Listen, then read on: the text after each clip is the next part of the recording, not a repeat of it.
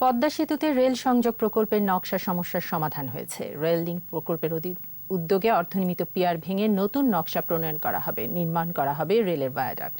নতুন নকশা প্রণয়নে ৩ মাসের মতো সময় লাগবে বলে জানিয়েছে রেল মন্ত্রণালয়। রিপোর্টে আরও জানাচ্ছেন মোহাম্মদ নুরনবী, ছবি তুলেছেন ইয়াকুব হোসেন।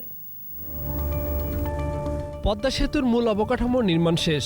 দ্বিতল সেতুটির দুপ্রান্তে আছে রেল ও সড়কের ভায়াডাক্ট। সড়কের ভায়াডাক্ট আছে ঠিকমতো, সামান্য সমস্যা দেখা দেয় রেলের ভায়াডাক্ট নিয়ে। নকশা নিয়ে আপত্তি জানায় সেতু কর্তৃপক্ষ। এ নিয়ে 2 বিভাগের মধ্যে টানাপোড়েন চলে 4 মাস। শেষ পর্যন্ত সব পক্ষ একমত হয়, মানের সাথে কোনো আপোষ নয়। পদ্মা সেতুতে নকশা ও বাস্তবায়ন নিয়ে জটিলতা এবারেই প্রথম না।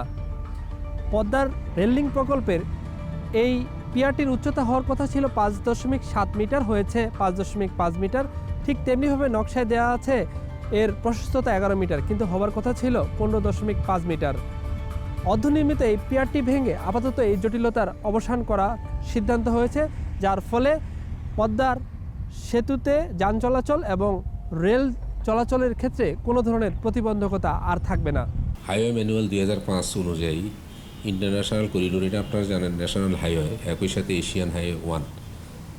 এইখানে কিন্তু আমাদের হরাইজন্টাল ক্লিয়ারেন্স 15.5 এটা রাখতে হয়, একই সাথে ভার্টিক্যাল ক্লিয়ারেন্স হাইট সেটা 5.7 রাখতে হয়।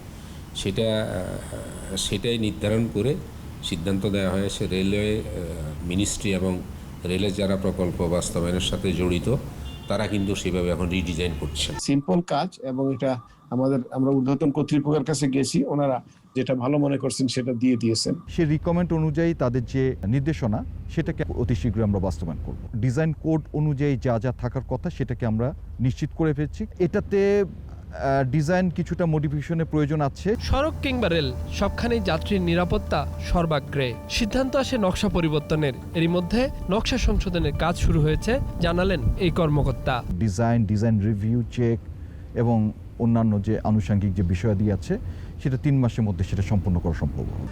2 প্রকল্পের সমন্বিত উদ্যোগে আর কোনো জটিলতা থাকলো না বলেও জানান প্রকল্প কর্মকর্তারা। মোহাম্মদ নুরনবী, একুশে টেলিভিশন, মাওয়া, মুন্সিগঞ্জ।